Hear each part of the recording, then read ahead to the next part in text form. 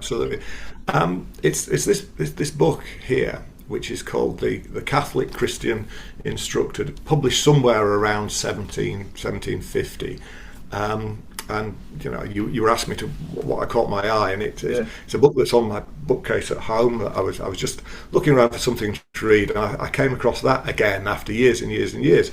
And it's interesting. It's got an interesting history. I mean, first of all, most recently, it's a book that actually, as a teenager, I did say from a bonfire, as an aged relative's house was being cleared out, and I remember my uncle coming with a barrow load of books actually, and he was just going to tip them on the bonfire, and there are images there.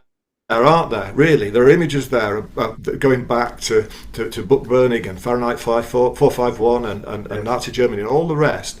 And there was something that just felt absolutely wrong, and I stopped him. And this is one of the books that I saved. And I think there are two things about it. One, it's a really, I haven't read the full book because, to be honest, it would it's pretty turgid stuff. But what it is it's an instructional guide for Catholics, telling them what to think and what to believe, and looking at their personal aspects of their life and how they should conduct their life. So it's really interesting. And it made me reflect on that use of the word instruction, really, and instructed, because I mean it's interesting, isn't it, how religious instruction turned to religious studies that returned to, now we do religious education. Yes. And there's that, so religious education then to religious studies, and there's been a change, really, isn't it, from a society where there is that is the truth and that is the way, to more relativism. And it links into what you were talking, Stan, about social media literacy, where we're in danger of moving to something where there isn't any objective reality, and actually it's just everybody else's truth. Yes. So I thought that was sort of something that really interested me. But the really pertinent thing is, because I do think potentially this book remains with the family all the way through this time, it does have a few inscriptions, both in the front and in the back.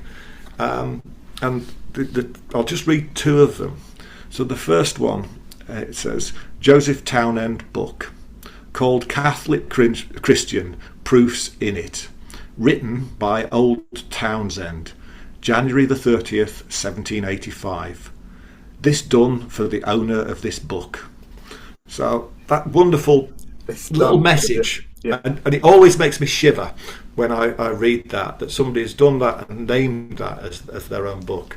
And then, because this is an educational podcast, right at the end, written around this wonderful little picture of maybe a tulip between two daisies, is the final inscription.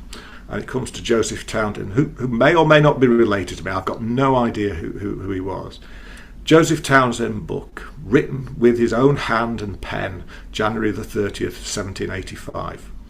God give him grace on it to look, and not to look but understand, that learning is better than house and land.